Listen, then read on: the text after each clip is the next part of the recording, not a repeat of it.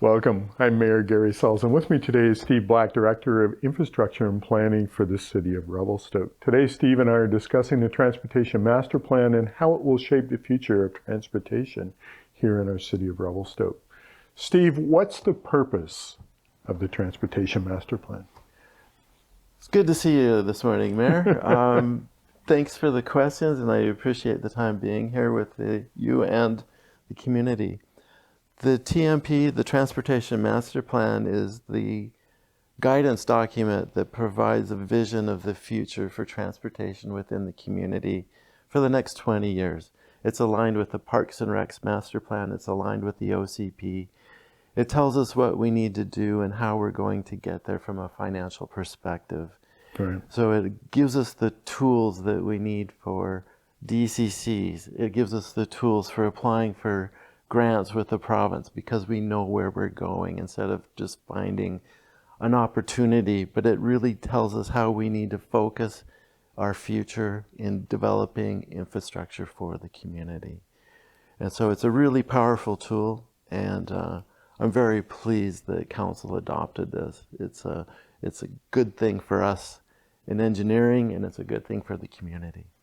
Well, I want to thank you for putting the plan together, Steve, you and your team.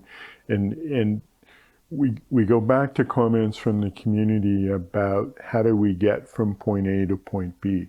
And it's through these master plans, as you've said, that direct so many things. So now that we've got the basics, the plan, we can go from there and kind of say to the community, this is where we're going, this is how it's going to work. So exactly, and with the master plan and the money that's identified in there with an expenditure plan for the next 20 years, it also lets us establish a mill rate or a tax rate that is smooth. We don't have to adjust it to build something big. We can save money along the way to build bigger projects. And it also tells us what we need to do first. What's that low-hanging fruit? Right. And it's identified things like active transportation, building sidewalks outside of the city core, where we generally don't have a lot of sidewalks, developing bicycle networks, the multi-use paths, taking some of the big pavement that we have and turning it into something else other than just lots of pavement that we have to maintain, plow, haul snow, paint stripes, sign, and all of those things. So it really does help us in so many ways. Yeah, that's great. Good. And so, we know that we've got this master plan now. It's, as I say, it's the basis for how we move forward. But how does that TMP allow the city more access to grant funding? Well, typically most of our grants are dependent on having something called shovel ready, which Right. means they are designed and ready to go.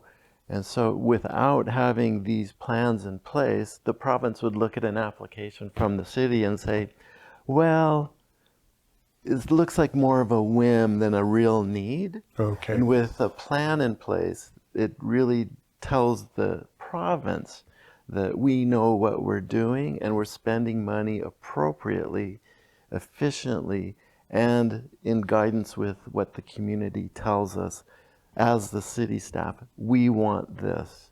And it's a real powerful tool in addition to what we're doing, but it helps us with those grant opportunities too. Good. Thanks for that clarification. So, Steve, tell me some of the highlights of the plan, and from your perspective, what are you most excited about?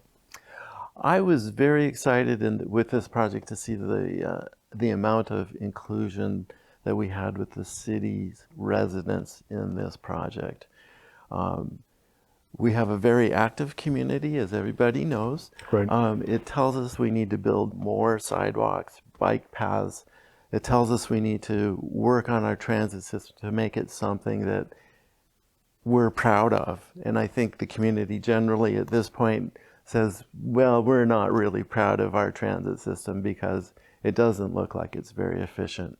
But the guidance of this document, Council's guidance by adopting it, now gives me the tool to implement combining the shuttle and BC Transit service into one system. And I'm excited for that. We will see, I think, a huge amount of ridership changes, reduction in cost per ride, and efficiency of the system. And as we make it more and more reliable, more people will use it, and that is key. And I think that's really important. So thank you for that, because you've heard around the council table, how do we encourage people to utilize that transit system?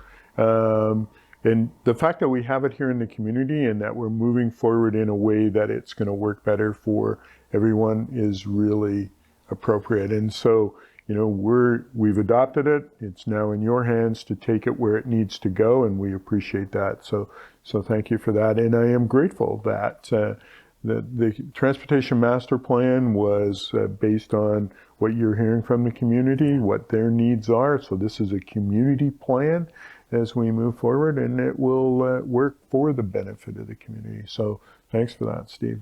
I'm appreciative of that. So thanks for joining me today, Steve. Transportation Master Plan is a vital part of Revelstoke's future, and I'm excited to see how the next phase will unfold. And thanks to our listeners for being here today, for again joining us, and I just encourage you to watch our other videos on our YouTube and Instagram and other social media feeds, and as well as our website. Thank you again.